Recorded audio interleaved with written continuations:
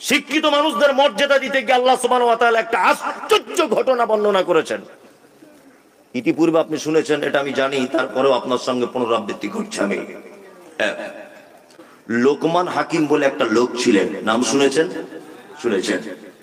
নবী ছিলেন? ছিলেন না। রসুল ছিলেন? ছিলেন না। সাধারণ মানুষ ছিলেন। বাড়ি কোথায়? যারা ইতিহাসের ছাত্র আপনারা জানেন, বা যারা জেনারেল লাইনের শিক্ষিত ছিলেন আপনারা ভালো জানেন যে দক্ষিণ আফ্রিকাকে বলা হয় দুর্ভিক্ষের মহাদেশ। এই দক্ষিণ আফ্রিকার একটি শহর, জায়গাটার নাম হচ্ছে হাবাসা, বর্তমানে যার নাম ইথিওপিয়া। এই ইথিওপিয়ার কোন একটা পল্লী গ্রামে জন্মগ্রহণ করেছিলেন, নাম তার লোকমান হাকিম। লোকটা পেশায় বকরি চড়াতেন, পেশাতে কাঠের ভালো মিস্ত্রি ছিলেন, কিন্তু জ্ঞানী খুব জ্ঞানী। কেমন জ্ঞানী জানেন? লোকমান হাকিম যে মালিকের বাড়িতে কাজ করে বকরি চড়ানোর, একদিন বকরি জবাই করেছে। মালিক বলছে, লোকমান আজকে রান্না হলো কি? বলছে, আজকে রান্না হয়েছে বকরি। লোকমান, এক কাজ করো, বকরির দেখে সব থেকে উৎকৃষ্ট জিনিসটা আমাকে দাও, আমি খাবো। লোকমান হাকিম আনলেন হৃৎপিণ্ড, আনলেন বকরির জীব। জীব আর হৃৎপিণ্ড, এই দুটো জিনিসের প্লেটে করে দেওয়া হলো মালিককে। মালিক খাচ্ছে, খেতে খেতে বলছে, লোকমান তাহলে এইটাই একটা প্রাণীর দেহের সব থেকে উৎকৃষ্ট, মানে উত্তম? বলছে হ্যাঁ। লোকমান হাকিম কিছুদিন পরে আবার বকরি জবাই করে রান্না করেছে। মালিক বলছে, এই লোকমান, আজকে তুমি বকরির দেহের সব থেকে নিকৃষ্ট জিনিসটা আমার কাছে আনো, আমি খাবো। লোকমান হাকিম আবার এই হৃৎপিণ্ডটা আনলেন আর জীব আনলেন। তখন মালিক বলছে, লোকমান এই দুটো আগের বার এনেছিলে উৎকৃষ্ট বলে, আজকে নিকৃষ্ট, আবার এইটাই আনলে। তখন লোকমান হাকিম বলছেন, হুজুর, একটা প্রাণীর ভিতরে যদি দুটো জিনিস সুস্থ থাকে তাহলে সে সুস্থ। একটা মানুষের ভিতরে যদি দুটো জিনিস কেউ ভালো করে নিতে পারে, তার জন্য জান্নাত আল্লাহ রেডি করে রেখে দিয়েছে। এক, তার হৃৎপিণ্ড যদি ভালো হয়। দুই, তার জিহ্বা যদি ভালো হয়। সারা পৃথিবীতে যত বিপর্যয় হয়েছে, যত সাম্প্রদায়িকতা হয়েছে, যত হিন্দু মুসলিম মারামারি হয়েছে, মুজাফফরনগর থেকে শুরু করে আর আপনার ত্রিপুরা থেকে শুরু করে আর সারা ভারতবর্ষ যত জায়গায় সাম্প্রদায়িকতা, যত জায়গায় মানুষে মানুষে খুন মারামারি, তার মূল আগে কিন্তু পিস্তল ব্যবহার করা হয়নি, আগে ধনুক ব্যবহার করা হয়নি, আগে বোম বারুদ ব্যবহার করা হয়নি। সমস্ত ঝামেলার মূলে হচ্ছে এই জায়গাটা, জীব। তাই না? এই লোকটা সুস্থ এখানে বসে আছে, একে যদি আমি শালা বলে গালি দেই এখন, তাহলে ও আমাকে মারতে আসবে কি আসবে না? আসবে কি আসবে না? তাহলে ও যে আমাকে মারলো, আমি আবার ওকে মারবো, মারবো কি মারবো না? তাহলে বলুন তো, সর্বপ্রথম দুজনের ভিতরে বিচ্ছেদ ঘটিয়েছে কে? এই যে শালা বলে গাল দিয়েছি তাই, মানে জীব। এই জায়গাটা যে হেফাজত করতে পারবে। এই লোকমান হাকিম তার বেটাকে কয়েকটা জিনিসের শিক্ষা দিয়েছেন। আপনার কাছে অনুরোধ, আল্লাহ সুবহানাহু ওয়া তাআলা লোকমান হাকিমের সেই শিক্ষাটাকে, তার বেটাকে দেওয়া শিক্ষাকে এত গুরুত্ব দিয়েছেন, এত মর্যাদা দিয়েছেন। লোকমান হাকিমের দৈহিক গঠন সম্পর্কে তাফসীরের ভিতরে বলা হচ্ছে, লোকটা ছিল মানে বেঁটে লোক, চওড়া, কালো, কুচকুচ কুচকুচ কুচকুচ করতো। আফ্রিকার লোক মানে ঠোঁটটা মাটির দিকে ঝোলা, কালো কুচকুচে লোক। এর থেকে আর একটা জিনিস বুঝে নেন, বংশ মর্যাদা আপনার মর্যাদা বাড়ায় না। বাড়ায়? বাড়াবে না। আপনি সুন্দর বলে আপনার মর্যাদা বাড়াবে? বাড়বে না। কোটিপতি লোক আপনার মর্যাদা বাড়বে? বাড়বে না। কিন্তু আপনি শিক্ষিত মানুষ হলে আপনার মর্যাদা কে বাড়বে? লোকমান হাকিমকে আল্লাহ তাআলা একেবারে টেনে নিয়ে চলে এলেন পবিত্র আল কোরআনুল কারীমে। আশ্চর্য ব্যাপার, লোকমান হাকিম তার বেটাকে শিক্ষা দিচ্ছেন। সেই শিক্ষাটা আমি এবং আপনি কাল সকাল হতে হতেই আমার বেটাকে আর বেটিকে দেবো ইনশাআল্লাহ। ইনশাআল্লাহ বলুন, ইনশাআল্লাহ। এক, লোকমান হাকিম তার বেটাকে বলছেন, ওয়াইজ ক্বালা লোকমান লিইবনিহি ওয়া হুয়া ইয়াইযুহু ইয়া বুনাইয়া লা তুশরিক বিল্লাহ ইন্নাশ শিরকা লাযুলমুন আযীম। লোকমান হাকিম তার বেটাকে বলছে, লোকমান যখন উপদেশের ছলে তার পুত্রকে বলেছিলেন, হে আমার পুত্র, আল্লাহর সঙ্গে কাউকে কোনোদিন শরীক করে দিও না। আপনার পরিবারকে, আপনার বেটাকে, আপনার বেটিকে, আপনার স্ত্রীকে, আপনার মাকে, আপনার বোনকে, আপনার বাপকে যদি জাহান্নামের আগুন থেকে যদি বাঁচাতে চান, তাহলে আপনার পরিবারকে সর্বপ্রথম যে শিক্ষাটা দেওয়া লাগবে সেটা হচ্ছে কি? শিরক। শিরক থেকে দূরে চলে এসো। পৃথিবীতে যত পাপ আছে শিরকের থেকে আর বড় কোনো পাপ কি নাই।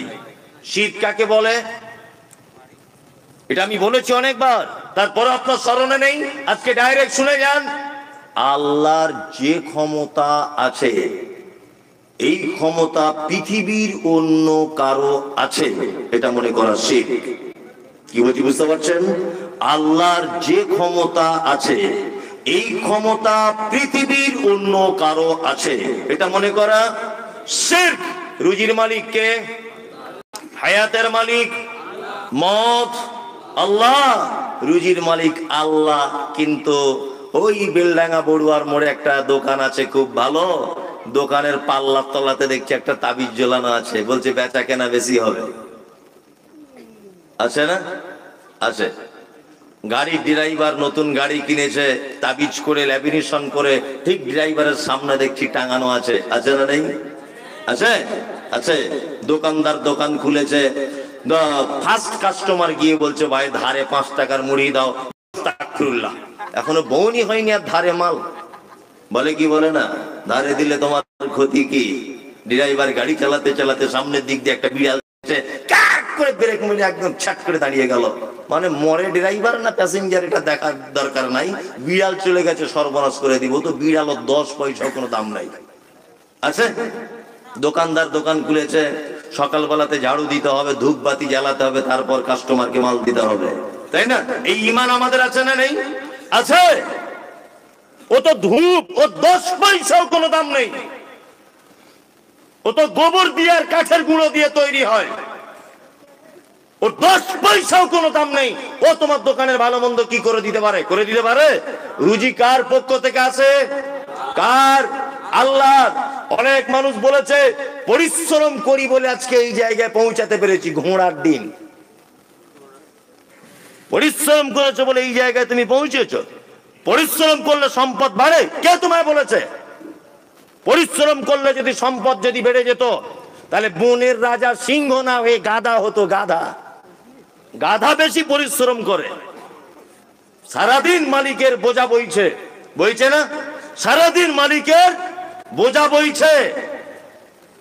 আর বনের সিংহ কোন দাদাগিরি মেরে বেড়াচ্ছে বনের ভিতরে। মানে বোঝা যায় শুধু আপনার পরিশ্রমের সফলতার মাপকাঠি নয়, উপর থেকে 50,000 বছর আগে যেটা সিলেক্ট করে দেওয়া হয়েছে ওইটার উপরে আপনাকে দাঁড়িয়ে থাকতে হবে। শিরক মারাত্মক বড় পাপ।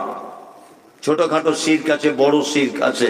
বড় শিরক মানে হচ্ছে ওই যে দেখতে পাচ্ছেন সোশ্যাল মিডিয়াতে সব মাজারে গিয়ে, কবরে গিয়ে, বট গাছের তলায়, আম গাছের তলায় সিজদা দিচ্ছে মানুষ। দেখতে পাচ্ছেন? কি আশ্চর্য ব্যাপার। আবার বলছে আমাদের পীর সাহেব জীবিত অবস্থায় যা পাওয়ার ছিল মরার পরে পাওয়ার আরো বেড়েছে। আশ্চর্য ব্যাপার। বলছে পীর সাহেব অবস্থাতে যে পাওয়ার ছিল ওর মরার পরে আরো পাওয়ার বেড়েছে। তাজ্জব ব্যাপার। শিরক 2 ভাগে বিভক্ত। এক হচ্ছে শিরক আকবার আর এক হচ্ছে শিরক আসগার। একটা হচ্ছে বড় শিরক, একটা হচ্ছে ছোট শিরক। বড় শিরক আল্লাহকে বাদ দিয়ে অন্য কাউকে তার সমকক্ষ মনে করে সেই কাজ করা, এটা হচ্ছে আকবার। আল্লাহকে বাদ দিয়ে অন্য কোন জায়গায় মাথা নত করা, কাউ কবরে সেজদা দেওয়া, গাছতলাতে সেজদা দেওয়া, এর নাম কি? বড় শিরক। ছোট শিরক আছে অনেক কোয়ালিটি। তার ভিতরে আমাদের হাতে বাড়ির মেয়েরা বিশেষ করে এগুলো করে, যে হাতে দেখবেন তাবিজ, লাল সুতো, কালো সুতো পরে ঘুরছে না? সব শিরক, সব শিরক। এ কথা আমি বলি মাঝে সাঝে, খুব বলি। আজকে আবার প্রসঙ্গক্রমে চলে এলো বলে আজকে আবার আপনাদেরকে বলছি, ইমাম সাহেব ওর বেতন 4,500, 8 বছরই করছে। 8 বছর বেতন কম বলে ভিতরে ভিতরে একটু তাবিজ টাবিজ দেয়, হালকা পাতলা দেয়, গোপনে গোপনে দেয়। একটা দোকানদার তাবিজ আনতে গেছে ওর কাছে, বলছে ভাই দোকানটা করেছি আজ 4.5-5 মাস হয়ে গেল, বেচা কেনা কাস্টমার খুব বেশি নাই, যদি একটু কিছু করে দিতেন তাহলে ভালো হতো। তো বলছে দেশি মুরগা জবাই করে রক্তটা বোতলে করে আনবা, আর এক কাজ করবে, যে ঘাটে মানুষ গোসল করে না ওই ঘাটের পানি লাগবে, গঙ্গার জল লাগবে 1 বোতল, আর আমি একটা তাবিজ করে দিব, দিয়ে আপনি এক কাজ করবেন, গঙ্গার জল অন্য পানির সঙ্গে মিক্স করে দোকানে সকালবেলাতে ছড়াবেন। আর রক্ত দিয়ে যে তাবিজটা লিখবে এটা তো খুব ইম্পর্টেন্ট ব্যাপার, এটা আপনি এক কাজ করবেন, ক্যাশ বাক্সের ভিতরে রাখবেন, আর আমি যেটা লিখে দিব ওটা পাল্লার তলায় আঠা দিয়ে চিটিয়ে দেবেন, দেখবেন কাস্টমার কি বলে। ও বাড়ি চলে এলো, ইমাম সাহেব বেশ মাথায় ফুঁক দিয়ে 500 টাকা ঝেড়ে নিয়েছে। ভালো করে বোঝার চেষ্টা করুন। আচ্ছা বলুন তো, ওর যদি রক্ত দিয়ে তাবিজ দেওয়া, ওর যদি লেখা তাবিজ দেওয়া, এর যদি দোকানে যদি বেচা কেনা বাড়ে, ও কেন 4.5 টাকা আজকে 10 বছর ইমামতি করছে? হ্যাঁ, ও তো একটু মসজিদের কমিটিকে তাবিজ করে কিছু বেতন বাড়িয়ে নিতে পারে, পারে কি পারে না? সে মারাত্মক বড় পাপ। বাস কিনেছে বলেছে এটা সোশ্যাল মিডিয়াতে, বাস কিনেছে একটা লোক 15 লাখ টাকা দিয়ে, 15 লাখ টাকা বাস কিনে ওই যে পীর সাহেবরা বসে আছে বড় ফতোয়া পাঞ্জাবি পরে, জীবনে নামাজ কালাম কিছু করে না। আমি তো দেখে এসেছি দরগাতে 24 ঘন্টা এরকম করে খয়নি বলছে, 24 ঘন্টা এরকম করছে। আল্লাহ, এক ওয়াক্ত নামাজ নাই, কিছু নাই। গেছে ওখানে গিয়ে বলছে 15 লাখ টাকার বাস কিনেছি, কিছু ব্যবস্থা করুন। পীর সাহেব দেখছে বেশ ভালো একটা বড় কাস্টমার পেয়েছি, তখন বলছে হুজুর তাবিজ কেমন দাম পড়বে? বলছে লকডাউনের পর থেকে তো রেট বেড়ে গেছে, 10,000 টাকা মোটামুটি লাগবে। তো হুজুর তাহলে তাবিজে কাজ হবে? বলছে যে ড্রাইভার চালাবে ওর পাছার তলায় রেখে দেবে তাবিজটা, দেখবে তোমার বাস যখন বহরমপুর রোডে চলবে সব বাস ফাঁকা হয়ে যাবে, তোমার বাসে দেখবে প্যাসেঞ্জার বাদুরের মতো ঝুলছে।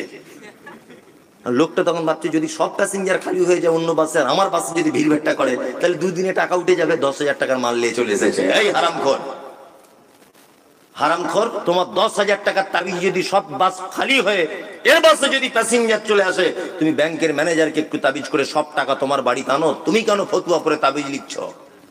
হ্যাঁ, বিজ্ঞানের যুগে এই সমস্ত জিনিস চলে? চলে বলুন? শিরক মারাত্মক বড় পাপ। কত বড় পাপ, আল্লাহ কত রেগে যায়। আপনাকে একটা কথা যুক্তি দিয়ে বলছি, বোঝার চেষ্টা করুন। আপনার স্ত্রী খুব সুন্দরী, খুব সুন্দরী, আর ঠোঁট গুলো যেমন গোলাপি কালার, হ্যাঁ মাথার চুলগুলো তেমন, আর তার চলনটা তেমন, আর কি আড়া আড়ে দেখায়, মিষ্টি করে হাসে, মানে তাকে বলা যাবে না আর কি। আচ্ছা বলুন তো, আপনার স্ত্রী যে এত সুন্দরী, আপনার কোনো অবদান আছে? কথা বলুন, নাই। ইমাম সাহেবকে 500 টাকা দিয়ে আর 1,000 টাকা মোহর দিয়ে ওকে বিয়ে করে বউ করে নিয়ে এসেছেন। লাল ফিতে কিনে দিয়েছেন একটা, কানের দুল দিয়েছেন, আর কিছু দিতে পারেননি। ও আপনার বউ হয়েছে। 1 মাস এক বিছানায় এক বালিশে মাথা দিয়ে কাটিয়েছেন। স্বামী স্ত্রী প্রেম ভালোবাসা মহব্বত জন্ম হয়েছে। আপনি রাজমিস্ত্রি ঠিকাদার, আপনি দিল্লিতে কাজে চলে গেলেন। 3 মাস বাড়ি এসেছেন। বাড়ি আসার পরে দরজা খুলেছেন, দেখছেন আপনার ছোট ভাইয়ের গলা ধরে আপনার সেই অপরূপা চরমা সুন্দরীটা বসে আছে, আপনার ছোট ভাইয়ের গলাতে হাত দিয়ে। আচ্ছা বলুন তো, আপনার রাগ হবে কি হবে না? কেন হবে? কেন? ও তো ছোট দেওর হিসেবে একটু হাত দিতেই পারে, রাগ হবেই বা কেন? হ্যাঁ, খুব রাগ হবে। আপনার স্ত্রীকে আপনি দিয়েছেন কি? ওর গোলাপি ঠোঁট, ওর চোখের সৌন্দর্য, ওর মাথায় ঝোলা কেশ, ওর হাতের মানে সৌন্দর্য, ওর কথা বলার সৌন্দর্য, ওর মুখের সৌন্দর্য, ওর চলনের সৌন্দর্য, ও হাঁসের ডিমের মতো সাদা চকচকে ফর্সা। আপনার বিন্দু পরিমাণ কোনো অবদান নেই। অবদান কার? আল্লাহর। 1000 টাকা মোহর দিয়ে, ইমামকে 500 টাকা বিয়ে পড়ানোর টাকা দিয়ে, দুটো লাল ফিতে আর একটা কানের কিনে দিয়ে, এত অধিকার কিসের যে আপনার ছোট ভাইয়ের গায়ে হাত দিলে আপনার রাগ হয়? হ্যাঁ, অন্য কোন পরপুরুষের দিকে একটু মুচকে হাসলে আপনার খুব জ্বালা ধরে। কারণ কি? এত অধিকার কিসের? সামান্য 500 টাকা মোহর দিয়ে, দুটো লাল ফিতে দিয়ে, এত যদি তুমি অধিকার দেখাতে পারো যে কারোর দিকে ফিরে মিষ্টি করে কথা বললে তোমার যদি জ্বলন ধরে যায়, যে আল্লাহ তোমাকে বডিটা টোটালি বানিয়েছেন, যে আল্লাহ তোমাকে অক্সিজেন দেন, যে আল্লাহ তোমার আই পাওয়ারের কন্ট্রোল করেন, যে আল্লাহ তোমার খাদ্য পেশিকে সতেজ রাখেন, যে আল্লাহ তোমার পিপাসা লাগলে পানি পান করবে ভিতরে ভালো রাখে, যে আল্লাহ তুমি চলবে বলে পায়ের তলাতে শক্ত চামড়া দিয়ে তোমার সুবিধা মতো করে তোমাকে বানিয়েছে, যে আল্লাহ তোমায় দেখতে ভালো লাগবে বলে তোমার সেফটির জন্য চোখের ভিতরে যাতে কোনো আবর্জনা ঢুকে না যায় তার উপরে দিয়েছে ভুরু, যাতে ঘামটা এইভাবে ঝরে তোমার চোখে না ঢুকে যায় এইটাকে দিয়েছে গাঢ় করার জন্য এবং সৌন্দর্য বাড়ানোর জন্য। এত কিছু যে আল্লাহ তোমাকে দিয়েছে, তাকে বাদ দিয়ে যদি আপনি অন্য কোনো জায়গায় মাথা ঠোকেন, আল্লাহ রাগ করবে কি করবে না বলুন? করবে। দুটো লাল ফিতে কিনে যদি বউ অন্য কারোর দিকে হাসি মেরে কথা বললে যদি রাগ হয়, যে আল্লাহ টোটাল বডিটা, টোটাল সম্পদ আপনাকে দান করেছে, তাকে বাদ দিয়ে যদি আপনি কোন কারো কাছে যদি চাওয়া পাওয়ার জন্য যান, তাহলে এটা শিরক, শিরক, শিরক। আল্লাহ এত রাগান্বিত হবেন, আপনি প্রস্তুত থাকুন, আপনি অচিরেই ধ্বংসের পথে চলে যাবেন। আল্লাহ তাআলা বলেন, ইত্তাবিউ মা উনজিলা ইলাইকুম মির রাব্বিকুম ওয়া লা তাত্তাবিউ মিন দুনিহি আউলিয়া কালিলাম মা তাযাক্কারুন। আল্লাহ বলছে আনুগত্য করো, তোমরা কি করো? মেনে চলো মা উনজিলা ইলাইকুম মির রাব্বিকুম, রবের পক্ষ থেকে যেটা অবতীর্ণ করা হয়েছে। ওয়া লা তাত্তাবিউ মিন দুনিহি আউলিয়া, তোমরা আনুগত্য করো না মিন দুনিহি আউলিয়া, আল্লাহকে বাদ দিয়ে কোনো ওলি আউলিয়াকে। চলবে? অলি কে? অভিভাবক। আমাদের কাছে অলিটাকে এমন করে উপস্থাপন করা হয়েছে, অলি মানে বিয়ে করা চলবে না, অলি মানে মাথায় বড় বড় চুল থাকতে হবে, আবার উকুনও থাকতে হবে ভিতরে, অলি মানে বড় বড় গোঁফ, একটা ঠ্যাং গাছের উপরে এরকম করে মাথা থাকবে, হ্যাঁ, 30 বছর জঙ্গলে বসবাস করবে, গায়ের ময়লাতে গন্ধতে ঘুমাবে না, এ হচ্ছে আল্লাহর অলি। এরকম করে অলিদের বর্ণনা দেওয়া হয় না আমাদের কাছে?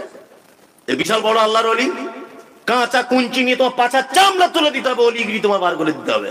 বিয়াদব কোথাকারে। যাদের ব্যাপারে আল্লাহ তাআলা পবিত্র আল কোরআনে বলছেন, আনআমাল্লাহু আলাইহিম মিনান নবিয়্যিন ওয়াস সিদ্দীকিন ওয়াস শুহাদা'i ওয়াস সালিহিন, পুরস্কার প্রাপ্ত 4 কোয়ালিটির মানুষ: 1 নবীগণ, 2 সিদ্দিকগণ, 3 শুহাদা, 4 সালিহিন, সৎকর্মশীলগণ। এই 4 কোয়ালিটির মানুষ পৃথিবীতে তারা প্রাইজ পেয়ে গেছে।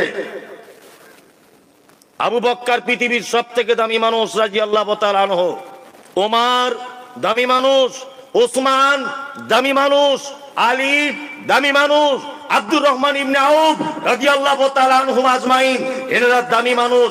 আচ্ছা বলুন তো, আবু বকরের জীবনে এই রকম কোন ইতিহাস খুঁজে পাওয়া যায় যে তিনি জঙ্গলে বসবাস করছেন, বড় বড় গোঁফ ছিল, মাথায় পাগড়ি বেঁধে ঘুরতেন, জীবনে বিয়ে শাদী করেননি? ইতিহাস পাওয়া যায়? পাওয়া যায়? যায় না। আল্লাহ তাআলা বলছে অন্য কোন অভিভাবকের তোমরা আনুগত্য করো, একদমই নয়। সে মারাত্মক বড় পাপ। আল্লাহ এই পাপ থেকে বাঁচার তৌফিক দান করুক, আমিন আমিন। আমি মমতাজুল ইসলাম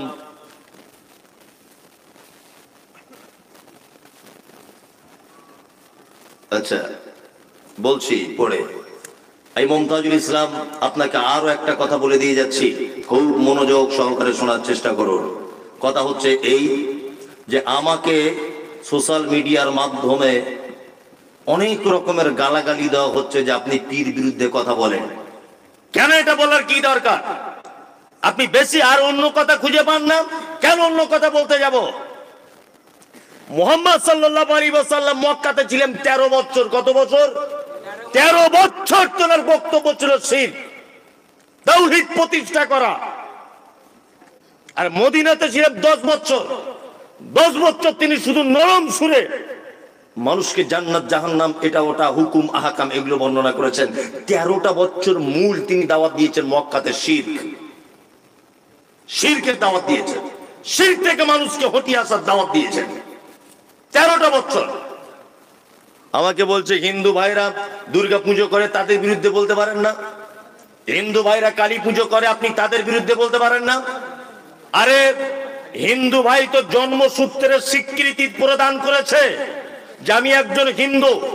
খ্রিস্টান সে জন্মসূত্রের স্বীকৃতি প্রদান করেছে আমি একজন খ্রিস্টান। বৌদ্ধ জন্মসূত্রের স্বীকৃতি প্রদান করেছে যে আমি একজন বৌদ্ধ।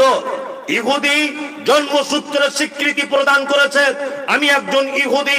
আল্লাহ সুবহানাহু ওয়া তাআলা বলেন লাকুম দীনুকুম ওয়ালিয়া দিন, যার ধর্ম যার দিন তার কাছে, যার দিন তার কাছে। তার মানে বোঝা যায় হিন্দুর বিরুদ্ধে আমার বক্তব্য দেওয়ার কোনো প্রয়োজন নেই, কারণ সে তো নিজের স্বীকৃতি দিয়েছে জন্মসূত্রে আমি একজন হিন্দু। তার মানে সে শিরক করুক, সে ভুল করুক, সে মুশরিক হোক, সে জাহান্নামে যাক, সে দেবদেবীর ইবাদত করুক, সে গাছের পূজা করুক, বাছুরের করুক, অগ্নি পূজা করুক, সূর্যের পূজা করুক, আমি মুমতাজুল ইসলাম আমার কোন রকমের বলার প্রয়োজন নেই। কিন্তু তোমার বিপক্ষে আমাকে বলতেই হবে। তুমি যে নিজেকে মুসলিম বলে দাবি করছো, তুমি নিজেকে মুসলিম বলে দাবি করে আবার মাজার করে বসে আছো কেন? ইনশাআল্লাহ দোয়া করবেন। এই মুমতাজুল ইসলাম আপনাকে বলছি, সোশ্যাল মিডিয়া সাক্ষী, আরো অনেক মানুষ সাক্ষী, যে জায়গাতে পীরেদের আখড়া, পীর ছাড়া কিছু বুঝতো না, শিরক ছাড়া যারা কিছু বুঝতো না, সেই রকম জায়গাতে পর্যন্ত আল্লাহ ইসলামের সঠিক দাওয়াত পৌঁছে দিয়েছে। মেদিনীপুরে প্রোগ্রাম করতে গেলাম, যে লোকটা আমার গাড়িতে ইট মেরেছিল, আমি শিরকের ব্যাপারে কথা বলার কারণে গাড়ি ভাঙচুর করেছিল যারা, সেই লোকটা এই বছর আমাকে দাওয়াত করে হাত ধরে ক্ষমা চেয়ে বলছে হুজুর মাফ করবেন, খুব অন্যায় করেছি, আপনি সঠিক কথা বলেছিলেন।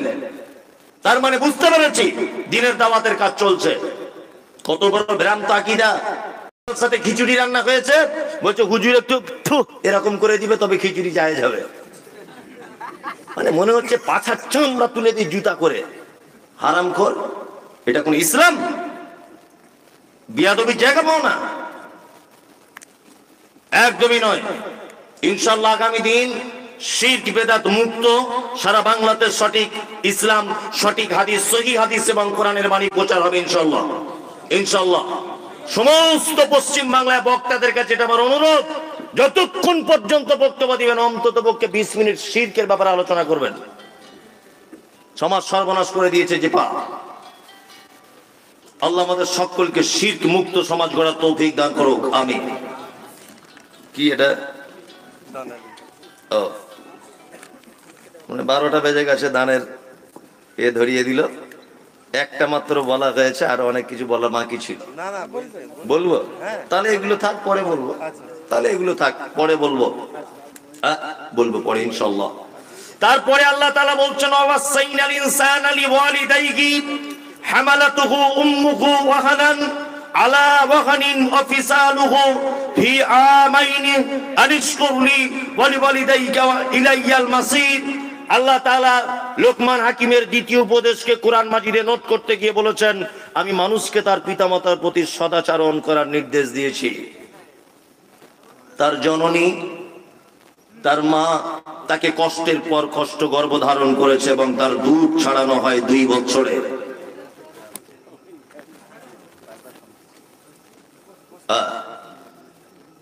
এইদিকে ফেরুন। আমাকে বলা হচ্ছে যে আপনি এর আগে এই গ্রামে এসেছিলেন। সত্যি বলছি আমার স্মরণে নেই, তবে এখন এই স্টেজটা দেখে মোটামুটি একটু আঁচ করতে পারছি যে হ্যাঁ মনে হয় এসেছিলাম। অনেক আগে, যদিও 7-8 বছর 9 বছর আগে একবার এসেছিলাম। যাই হোক, এটা আমার 2য় বছর আসা হচ্ছে। আল্লাহ তাআলা লোকমান হাকিমের আর একটা কথা নোট করছেন। কি নোট করছেন? পিতা মাতার সঙ্গে সদ্ব্যবহার করো। আমরা করি? এই পিতা মাতার সঙ্গে সদ্ব্যবহার করি না। না করার কারণ আছে অনেক। দুটো, একটা সামাজিক কারণ বলে দিই। সামাজিক কারণ কি? আচ্ছা বলুন তো দেখি, এখনকার মেয়েরা বাচ্চা জন্ম দেওয়ার 3 মাস পরে স্বামীকে বলছে এক কাজ করো না, যে কি বলছে ল্যাকটোজেন 1 কিনে আনো। বলছে না কিনা না? আচ্ছা, আপনি যখন জন্মগ্রহণ করেছিলেন আপনার মা দুধ পান করিয়েছিল না ফার্মিস থেকে কিনে এনেছিল মায়ের দুধ? আজ থেকে 20-30 বছর আগে সব সিস্টেম ছিল। ভাই আপনি খেয়েছেন দুধ? তো মায়ের দুধ। এখনকার মেয়েরা বলছে দুধ হয় না। কে বললো দুধ হয় না? তোমার মায়ের দরকার, বদমাইশির জায়গা পাও না, দুধ হয় না। হ্যাঁ, আল্লাহ পৃথিবীতে সন্তান জন্ম দিচ্ছে, আল্লাহ রুজির মালিক। আল্লাহ এত নিষ্ঠুর যে তোমার বাচ্চা তোমার বুকে দুধ দিবে না? হতে পারে? ওসব কিছু নয়। স্বামী ওর স্ত্রীকে বলছে তোমার একটু গ্ল্যামারটা ধরে রাখতে হবে না? হ্যাঁ, ও তখন বলছে একটু ফিটনেস রাখতে হবে, দুধ দেওয়া যাবে না, তোমার বুড়ো বয়সে ঝাঁটা ছাড়া কিছু দ্বিতীয় পাবে না। পর্যাপ্ত পরিমাণে একটা মায়ের দুধ পান করবে শিশু, তত মায়ের সঙ্গে সন্তানের প্রেম ভালোবাসা বাড়বে। বাড়বে কি বাড়বে না? বাড়বে। নাম্বার 2, সন্তানদেরকে আমরা টাইম দিই না। একটা সমাজে মারাত্মক ক্ষতি চলছে। যদি বলছেন আপনি এত অন্যায় কথা বলতে পারছেন, অন্যায় আপনার চোখে হতে পারে। আমি পৃথিবীর বড় বড় বড় বড় জ্ঞানীদের মানুষ কথা নকল করে আপনাকে বলছি। এই যে শিশু স্কুলগুলো হয়েছে, 4 বছর বয়সে একটা ছেলে, 3 বছর বয়সে একটা ছেলে, তার মা দেখছি তাকে জামা কাপড় পরিয়ে গাড়িতে তুলে দিচ্ছি, স্কুলে চলে যাও। 3 বছর বয়স ওর, এখন পড়াশোনা করার বয়স 3 বছর। ও তো মায়ের সঙ্গে স্পর্শে থাকবে, মায়ের ভালোবাসা আদর খাবে, ও বাড়িতে থাকবে। 5 বছর 6 বছর বয়স হবে তখন স্কুলে ভর্তি হবে। বলছে আমার ছেলে ইংলিশ মিডিয়ামে পড়ে। বয়স কত? বলছে 3 বছর। 3 বছরে ঘোড়ার ডিম শিখবে। 3 বছরে স্কুল লাগে না। 3 বছরে পৃথিবীর সব থেকে বড় বিদ্যালয় তুমি নিজের কাছে রাখো। মানে এক কথায় মা একটু ফ্রি টাইম, একাকী মোবাইল ঘাটার সুযোগ বার করেছে। যে 3 বছরের ছেলে স্কুলে চলে গেছে, এখন 4 ঘন্টা আসবে না 5 ঘন্টা, এই সুযোগে একটু মোবাইল ঘাটছে, গান দেখছে, এই করছে তাই করছে। করছে কি করছে না? করছে। আল্লাহু আকবার। পিতা মাতা খুব ইম্পর্টেন্ট। পৃথিবীতে 2টি মানুষের সেবা যত্ন করার মাধ্যমে জান্নাত যাওয়া যায়। কয়টি মানুষ? 2টি। এক হচ্ছে আব্বা, এক হচ্ছে মা। এক হচ্ছে আব্বা, এক হচ্ছে মা। বাপের থেকে মায়ের মর্যাদা আরো অনেক বেশি। নবীজি বলেছেন তোমার মায়ের পায়ের তলায় জান্নাত। আমাদের সমাজে কথা প্রচলিত আছে পিতা মাতার পায়ের তলায় জান্নাত। এই কথা ঠিক নয়, এ হাদিস ঠিক নয়। মায়ের পায়ের তলাতেই জান্নাত। আল্লাহ সুবহানাহু ওয়া তাআলা পিতা মাতার মর্যাদা বাড়াতে গিয়ে বলেছেন ইয়াসআলুনাকা মাযা ইউনফিকুন কুল মা আনফাকতুম মিন খাইরিন ফালিল ওয়ালিদাইন ওয়াল আকরাবিন ওয়াল ইয়াতামা ওয়াল মাসাকিন ওয়া বনিস সাবিল ওয়া মা তাফআলু মিন খাইরিন ফাইন্নাল্লাহা বিহি আলিম। নবীজিকে জিজ্ঞাসা করা হচ্ছে, নবী মুহাম্মদ সাল্লাল্লাহু আলাইহি ওয়াসাল্লাম আপনি বলুন সারা পৃথিবীতে যত দান করার জায়গা আছে, মানুষ যত টাকা পয়সা খরচা করে, জলসাতে করে, মাদ্রাসায় করে, অনাথ আশ্রমে করে, এতিমখানায় করে, ঈদগাহে করে, কবরস্থানে করে, বিধবাকে করে, এতিমকে করে, ফকিরকে করে, মিসকিনকে করে, যত জায়গাতে মানুষ টাকা ব্যয় করে সবথেকে উত্তম জায়গা কোনটা? আল্লাহ নবী সাল্লাল্লাহু আলাইহি ওয়াসাল্লাম আবার কোরআন দিয়ে বলছেন প্রশ্নকারীদের, কুল নবী আপনি বলুন মা আনফাকতুম মিন খাইরিন ফালিল ওয়ালিদাইন ওয়াল আকরাবিন ওয়াল ইয়াতামা ওয়াল মাসাকিন ওয়া বনিস সাবিল ওয়া মা তাফআলু মিন খাইরিন ফাইন্নাল্লাহা বিহি আলিম। শোনো, একটা সন্তান তার পিতামাতার জন্য যে টাকাটা ব্যয় করে, এটা হচ্ছে পৃথিবীর সবথেকে উত্তম ব্যয় করার জায়গা। কি বলছি বুঝতে পারছেন? শিশু মাদ্রাসায় 10,000 টাকা দান করলেন, 10,000 নেকি হলো। বাড়ি যাবার সময় যদি দোকান এখানে বসে মায়ের জন্য একটা ওড়না কিনে নিয়ে যান, 10 লক্ষ নেকি হবে ইনশাআল্লাহ। কোথায় জান্নাত খুঁজছেন? হ্যাঁ, টাকা বেশি আছে নিয়ে শুধু ওমরা হজ করতে যাচ্ছে। বলছে শুধু ওমরা হজ, বলছে আমি 2 নম্বর হাজি, আমি 3 নম্বর হাজি। মানে 3 নম্বর বলে ডুপ্লিকেট নয়, 3 বারের হাজি। বুঝতে পারছেন না? আর বাড়িতে এসে সুবহানাল্লাহ, তসবি বড় বড় সস্তার পেয়েছিল, মক্কাতে ফুটপাতে বিক্রি হয়, বড় বড় তসবি কিনে এনে বাড়িতে তসবি করছে। সুবহানাল্লাহ সুবহানাল্লাহ সুবহানাল্লাহ। আর বড় পাঞ্জাবি নিয়ে এসেছে, আর সে বড় সে ওড়না যেগুলো লাগায়, ওই রকম করে একদম সে যেন নতুন বিয়ে করতে এসেছে, এরকম করে চলছে। এত বড় ভদ্রলোক, খোঁজ নিয়ে দেখুন ওর মা পালি সিস্টেমে ভাত খায়। ওর বাড়ি 15 দিন, ওর বড় ভাইয়ের বাড়ি 15 দিন। জান্নাতে যাওয়া খুব কঠিন, খুব কঠিন। মা পালি সিস্টেমে ভাত খায় ইমাম সাহেব মুয়াজ্জিন মৌলবীদের মতো, আর ও শুনছি প্রত্যেক বছর ওমরা করতে যাচ্ছে। আল্লাহু আকবার।